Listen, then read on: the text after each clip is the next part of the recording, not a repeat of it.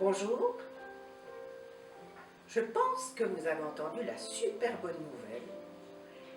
Les grands-parents et les petits-enfants peuvent à nouveau être ensemble et se serrer dans les bras. C'est la meilleure nouvelle de l'année.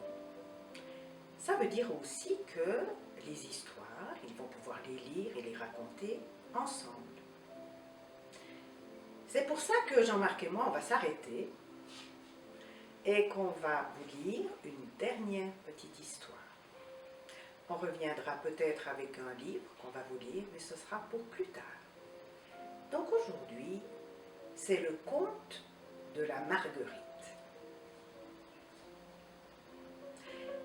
La Marguerite mit sa clé sous son paillasson et se dirigea vers le bout du champ. Toutes les fleurs de la prairie lui crièrent à la fois « Marguerite, où vas-tu » Le vieux merle qui chantait sur le pommier se pencha en lui sifflant « Où vas-tu » Et le pierrot, la mésange, la tourterelle répétèrent en chœur « Où vas-tu » Au pré fleuri, à tous les arbres habités, la Marguerite répondit « Je veux savoir ce qu'est devenu le petit mouton qui m'a brouté 2 feuilles. » Elle se mit à marcher sans plus regarder personne. Oiseaux et fleurs crièrent encore « Marguerite, tu es folle !» Mais elle ne les entendait pas. Au bord du champ, Gloudouglou, le ruisseau lui barra le chemin. « Hé, Gloudouglou, veux-tu me laisser passer ?» Mais il était trop occupé pour l'entendre. Il courait de toutes ses forces à travers prés pour tomber en cascade sur la roue grincheuse du vieux moulin. La Marguerite perdit l'équilibre, tomba et fut entraînée vers la chute d'eau dont le bruit l'effrayait. La voyant dans cette position dangereuse, le lézard du moulin cria « Accrochez-vous à n'importe quoi !» Et il l'aida à se tirer de là. Pendant que la pauvrette se séchait, son nouvel ami lui proposa de la conduire chez Père du Corbeau, un vénérable savant qui donnait des conseils merveilleux et nichait au sommet d'un peuplier. La Marguerite avait le vertige. Père du Corbeau n'entendait que d'une oreille et fort mal. L'autre s'était bouché à force de dormir dessus depuis tantôt 107 ans. Mais il avait un cornet acoustique, et quand on criait bien fort, il finissait par comprendre. « Père du Corbeau, qu'est devenu le petit mouton qui m'a brouté 2 feuilles ?» Le vieux savant ne saisit pas tout de suite la question, il répéta longtemps « Mouton, 2 feuilles ?» Puis, après une profonde méditation, il dit « Je pense qu'il est devenu grand. » « Ah !» répliqua la Marguerite, « mais où est-il? Je voudrais tant le voir. » « Il est dans sa chemise de laine. » Et c'est tout ce que Lézard et Marguerite en purent tirer. Père du Corbeau leur avait tourné le dos et jouait des castagnettes avec son gros bec crochu et tout sec. Ils descendirent de leur perchoir. La pauvre petite, tout étourdie, s'endormit sous un champignon et Lézard retourna à son moulin.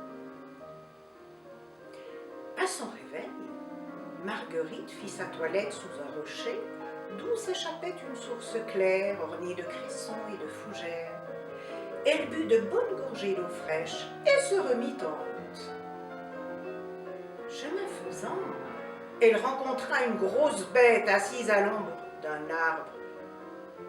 « Et là, est-ce vous, le mouton qui m'a brouté 2 feuilles? Oh, vous avez bien grandi! »« Ha ha ha, un mouton? Un mouton? Voyez-vous cette Marguerite qui prend un bœuf pour un mouton? Même s'il est devenu grand, ton petit mouton, il est encore 10 fois moins gros que moi. Mais voilà, a-t-il eu le temps de devenir grand? Je crains bien que tu ne le retrouves jamais. Que voulez-vous dire? Ils sont partis pour la montagne, lui et ses frères, à moins, soupira le bœuf, qu'ils ne soient partis chez le boucher. Et pourquoi faire? Grande niaise, tu ne sais donc pas qu'ils seront mangés par les hommes? Mangés? Mais il faut les prévenir, il faut les sauver. J'y vais, j'y cours, adieu.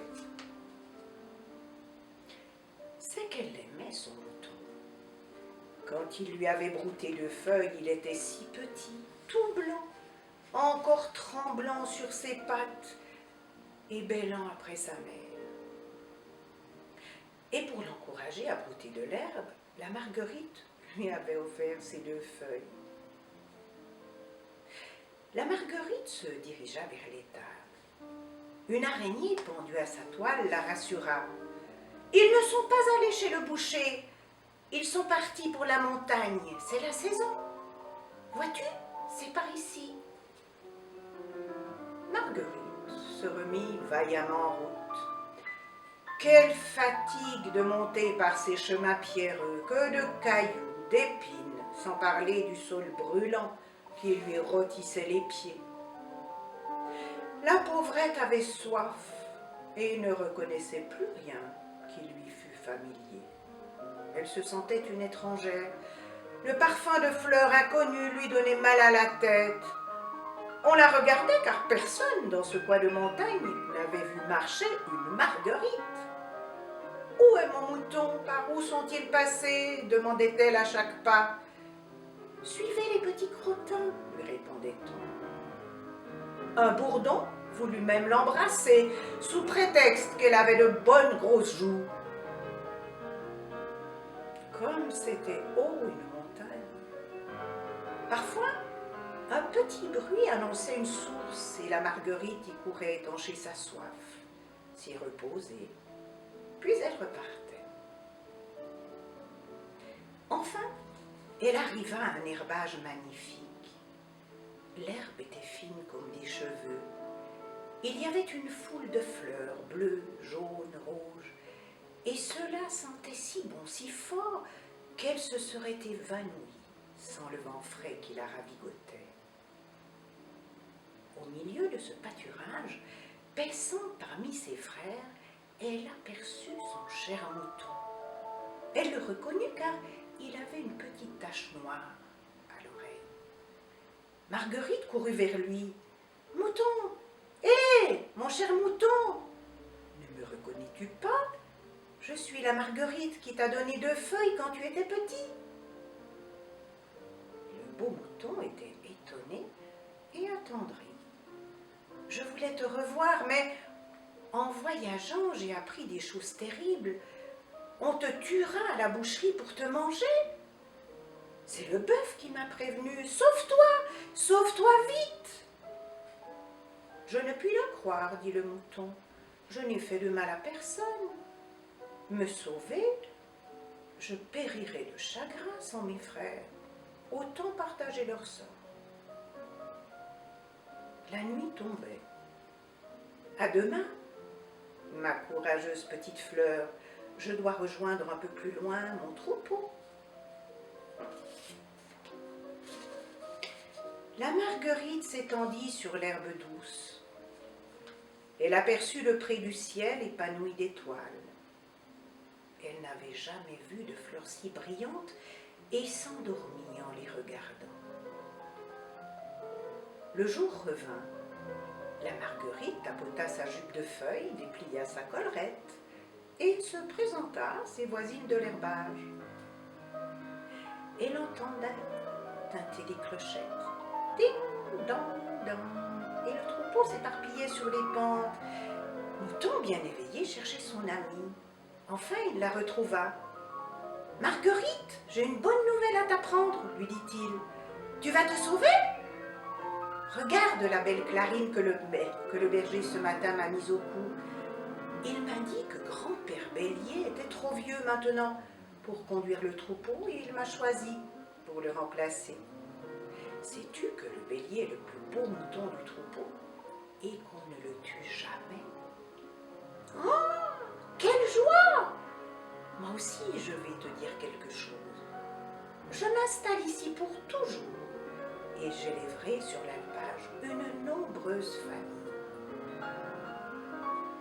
Et quand arriva l'automne, on vit sur le pré des touffes et des touffes de marguerites qui serraient contre leur cœur des poignées de petites graines.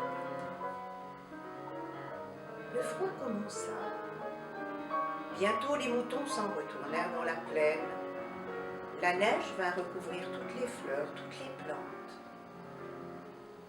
Les petites graines s'enfoncèrent bien profond dans la terre afin de préparer pour l'année prochaine un beau tapis pour les moutons.